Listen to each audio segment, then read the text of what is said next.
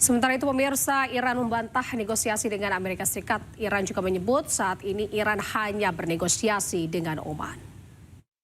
مذاکره‌ای در حال حاضر با آمریکا نداریم. مذاکراتی که ما داریم و گاهن ممکن هست که تفسیرهای متفاوتی ازش بشه همون مذاکراتی است که با عمان داریم، متمرکز بر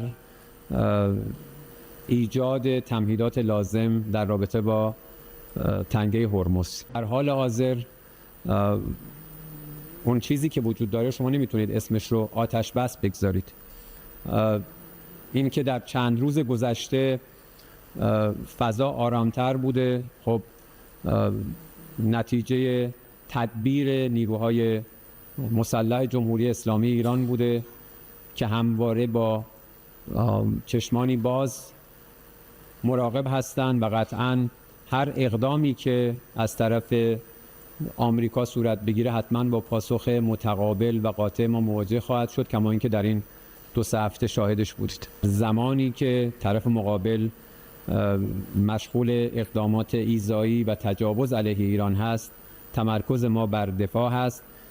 این مواردی که گفته شده، بله میانجی ها ممکن هست پیام هایی رو از طرف آمریکایی به ما منتقل بکنن در مورد تحولات جاری در منطقه، ولی در حال حاضر ما هیچ مذاکره‌ای با طرف آمریکایی نداریم. Pemirsa, Perdana Menteri Israel Benjamin Netanyahu akan kembali bertemu dengan Presiden Amerika Serikat Donald Trump. Rencananya pertemuan ini akan digelar di Gedung Putih, Washington. Fallen concrete that's very dangerous. Perdana Menteri Israel Benjamin Netanyahu dijadwalkan bertemu Presiden Amerika Serikat Donald Trump. Pertemuan akan digelar di Gedung Putih, Washington hari ini waktu setempat. Rencananya pertemuan akan berfokus pada perkembangan perang dengan Iran, konflik Gaza hingga isu keamanan di Timur Tengah.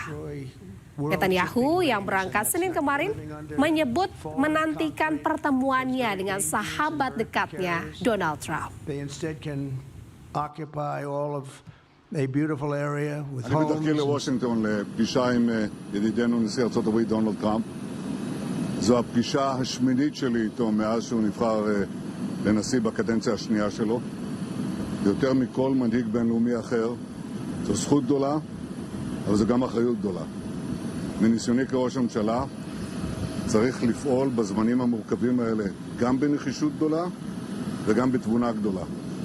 אנחנו נדון בכל הנושאים שעל הפרק, בראשם איראן, וכמובן שהמטרה שלנו היא לשמור על ביטחוננו וגם להרחיב את מעגל השלום סביבנו. אני יוצא לשליחות הזאת עם מטרה אחת ברורה, להבטיח את ביטחונה, עוצמתה ועתידה של מדינת ישראל היקרה שלנו.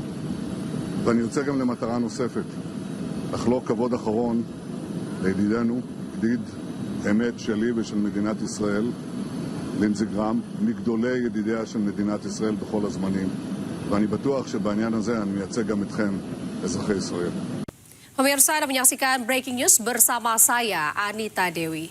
Serangan drone hantam fasilitas minyak Abbaik Saudi Aramco.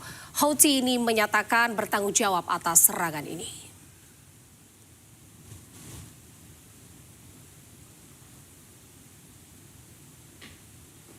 Fasilitas pengolahan minyak terbesar di dunia milik Arab Saudi, Aramco, di Abhaik dihantam drone Senin siang.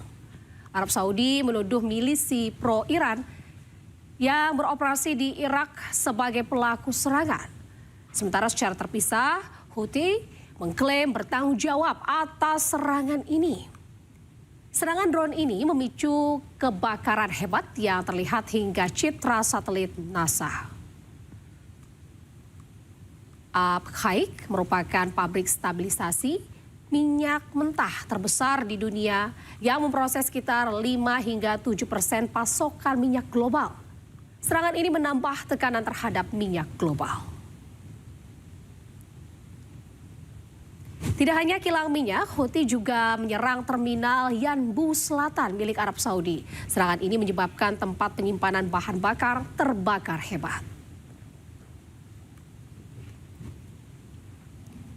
Kelompok Houthi Yaman mengklaim telah menyerang terminal Yanbu Selatan milik Arab Saudi yang berada di pesisir Laut Merah.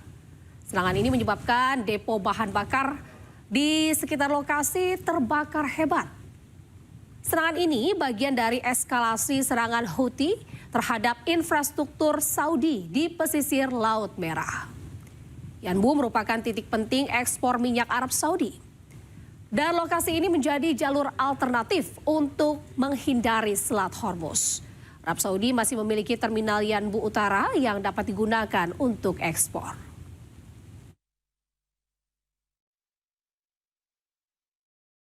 Pemirsa, di tengah jeda serangan, Iran ini terus perkuat militernya.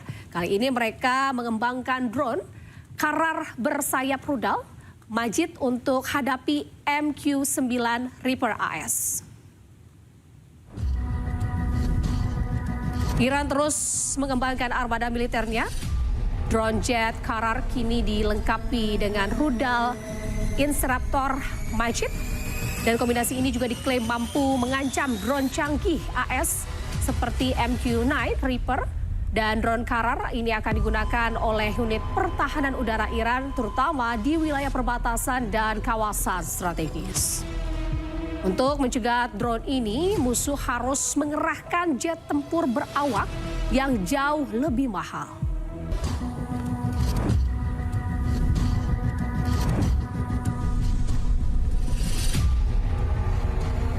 Pemirsa, Wali Kota New York, Zohran Mamdani, mengecam Perdana Menteri Israel Benjamin Netanyahu terkait dengan kejahatan perang Israel di Gaza.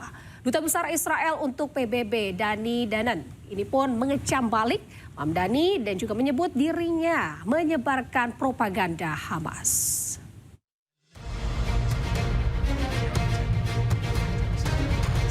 Wali Kota New York, Zohran Mamdani, mengunggah video terbaru yang mengecam Perdana Menteri Israel Benjamin Netanyahu.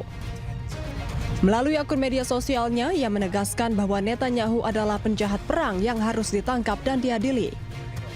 Menurutnya, Netanyahu telah bertanggung jawab terhadap pembunuhan puluhan ribu orang termasuk perempuan dan anak-anak. Benjamin Netanyahu is a war criminal, the architect of a horrific genocide against the Palestinian people. He is responsible for the killing of more than 73,000 people, for the maiming of tens of thousands of children, as those who survive undergo amputation without anesthesia.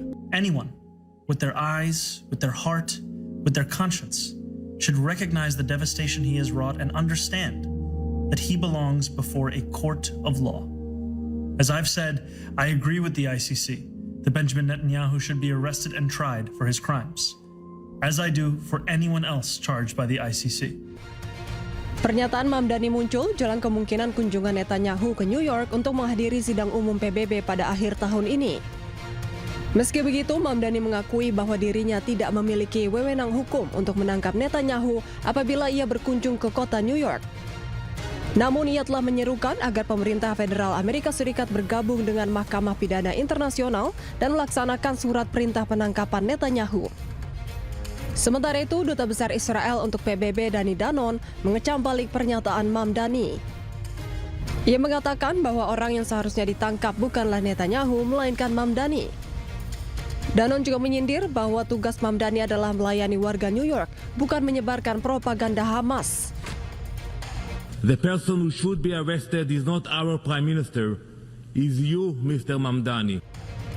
Sebelumnya, Mahkamah Pidana Internasional mengeluarkan surat perintah penangkapan Netanyahu dan sejumlah pejabat Israel lainnya pada tahun 2024. Perintah tersebut dikeluarkan karena mereka melakukan kejahatan perang terkait operasi militer Israel di Gaza pada Oktober 2023.